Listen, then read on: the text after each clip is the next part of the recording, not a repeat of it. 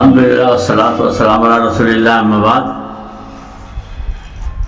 اقرا، اس آیت کے متعلق بہت بہترین لوگوں نے بات کی ہے، مسلمان کے علاوہ غیر مسلموں نے یہ بات کی ہے کہ اسلام کی شروعات تعلیم سے ہوئی ہے۔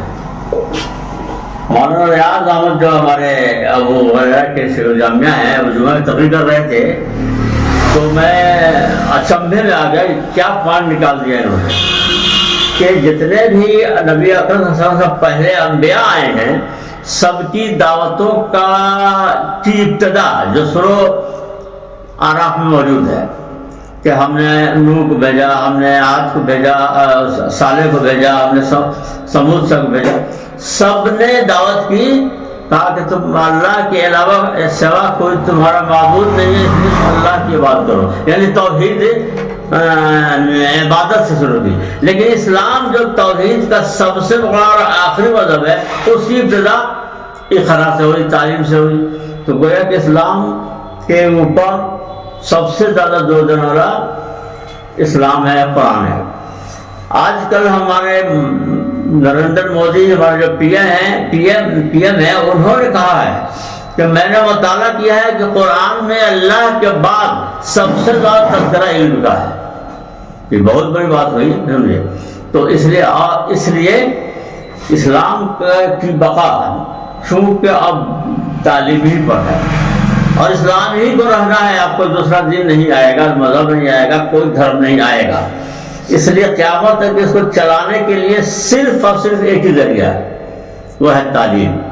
تعلیم نہ ہو تو تبلیغ، جو اسلام کو پھیلانے کا ذریعہ ہے وہ تبلیغ ہے، جو تعلیم کے بغیر ممکن نہیں ہے، سمجھے؟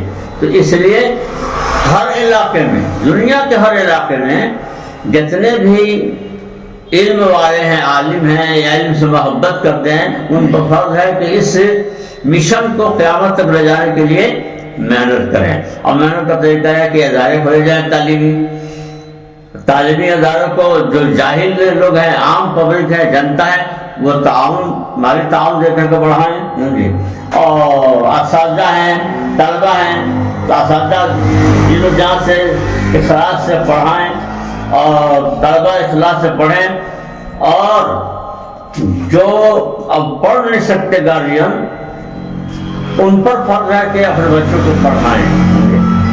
لیکن ان سے بھی پوچھا جائے گا، نماز روزہ کی طرح اس سے پوچھا جائے گا کہ تعلیم کو بڑھانے کے لیے آپ نے کیا مدد کی۔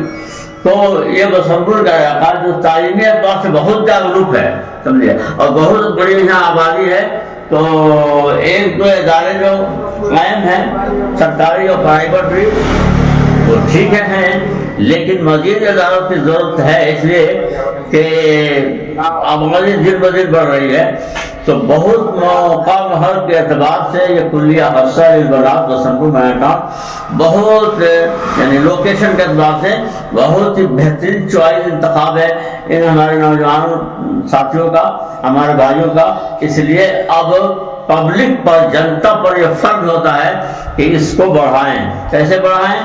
مالی تعاون سے بڑھائیں، سمجھے، اور پھر بچے بچیوں کو یہاں بھیج کر کے پڑھائیں، سمجھے۔ اس طرح سے وہ اسلام کی حفاظت کر پائیں گے، اسلام جو ان کا آخری فرض ہے، اسلام پر رہنا، اسلام کو پھیلانا۔ تو اس سلسلے میں میری گزارش ہے کہ دام اجر میں قدر سب نے ہر ممکن جس سے جو بن سکے وہ تعاون کرے۔ حتیٰ کہ ایک سسٹم میں کہوں گا کہ چالو کرے گاؤں میں، جو بہت بڑی معاونت ہوگی وہ مٹھیا والی، سمجھے۔ ہم نے سنا ہے کہ دارالدیوبند کے مسبق کا جو ہزاروں لڑکے پڑھتے ہیں، مسبق کا کھانا خرچہ راشن صرف مٹھیا چلتا ہے۔ پورے گاؤں کے علاقوں میں وہ بورا کٹ بانٹ دیتے ہیں اور ہفتہ یا مہینہ میں جا کر وصول کر کے لاتے ہیں۔ تو وہ سسٹم یہاں شروع کی جائے، اور اس سسٹم کو چلانے کے لیے ہماری ماں بہنیں بہت بڑی کھمبا ہیں، تو وہ بھی اس سلسلے میں اپنی اس طرح مدد کر سکتی ہیں، اور اللہ تعالیٰ ہم کو جو اس نے کہا کہ تعاون البر والتقویٰ ولا تعاون الاسم والعدوان پر عمل کرتے ہوئے اپنا تعاون پیش کریں. وآخر دعوانا الحمد للہ رب العالمین. السلام علیکم ورحمۃ اللہ وبرکاتہ. یہ تھے شیخ احمد مجتبیٰ مدنی حفظہ اللہ جو اپنی بات رکھ رہے تھے. بہت بہت شکریہ, جزاک اللہ خیرا واحسن الجزاء. تو آپ لوگوں نے سنا, اور شیخ کی مطلب شخصیت جو ہے وہ کسی تعارف کی محتاج نہیں ہے. جیسا کہ شیخ نے بتایا, ان کی مطلب سوانح حیات بھی جو ہے جلد ہی منظر عام پر آنے والا ہے, اور دارالدعوہ سے ان کے مطلب تعلق سے جن کتابوں پہ ان کا تحقیقی اور تصنیفی یا تقریر وغیرہ ہے, تقریباً 30 سے زائد کتابیں جو ہے ان کے تعلق سے شائع ہونے والی ہے, اور ان کا سوانح حیات بھی بہت جلد منظر عام پر آئے گا, جس میں شیخ کی شخصیت کے مختلف پہلوؤں پر روشنی ڈالی گئی ہے. آپ لوگ دیکھ سکتے ہیں یہ مینا ٹاؤن مین روڈ ہے, اور یہ ادارہ ہے کلیہ حفصہ للبنات. آپ لوگ بورڈ دیکھ سکتے ہیں.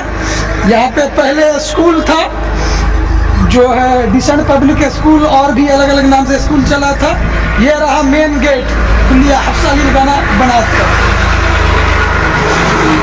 تو بسنت پور کے اندر موجود ہے. جو لوگ بھی اپنی بچیوں کا داخلہ کرانا چاہتے ہیں وہ لوگ جلد سے جلد جو ہے یہاں پہ رابطہ کر سکتے ہیں. ابھی ہم لوگ کلیہ حفصہ للبنات مین روڈ مینا ٹاؤن بسنت پور کے اندر جو ہے آفس کے اندر موجود ہے, اور ہمارے درمیان حافظ اسلم سلفی حفظہ اللہ, اسی طرح سے ناظم کلیہ جو ہے شمس الہدیٰ زاہد سلفی حفظہ اللہ, اسی طرح سے مولانا جمیل اختر فیضی حفظہ اللہ جو اس کلیہ کے صدر مدرس ہے. اسی طرح سے جناب مولانا اکبر علی تیمی صاحب بھی موجود ہیں, اور سب سے بڑی جو ہے شخصیت ہندوستان کے جماعت اہل حدیث کی معروف اور مشہور شخصیت جناب مولانا احمد مجتبیٰ مدنی حفظہ اللہ جو ہے ہمارے یہاں تشریف فرما ہے, اور ادارے کے تعلق سے انہوں نے اپنے تاثرات بھی قلم بند کیے ہیں. جو بھی چمپارن کے, خاص طور پہ مینا ٹاؤن پرکھنڈ کے جو بھی حضرات اپنی بچیوں کی دینی تعلیم کے تعلق سے فکر مند ہے اور داخلہ کرانا چاہتے ہیں, تو ابھی جو ہے اس کلیہ میں داخلے کا سلسلہ جاری اور ساری ہے. وہ اپنی بچیوں کی مستقبل کے خاطر, ان کی بہترین تعلیم و تربیت کے لیے اس ادارے میں جو ہے اپنے بچیوں کا داخلہ کرا سکتے ہیں. اور یہاں پہ احمد مجتبیٰ مدنی حفظہ اللہ ہے. 2-4 منٹ ان سے ہم ان کی تاثرات جاننے کی کوشش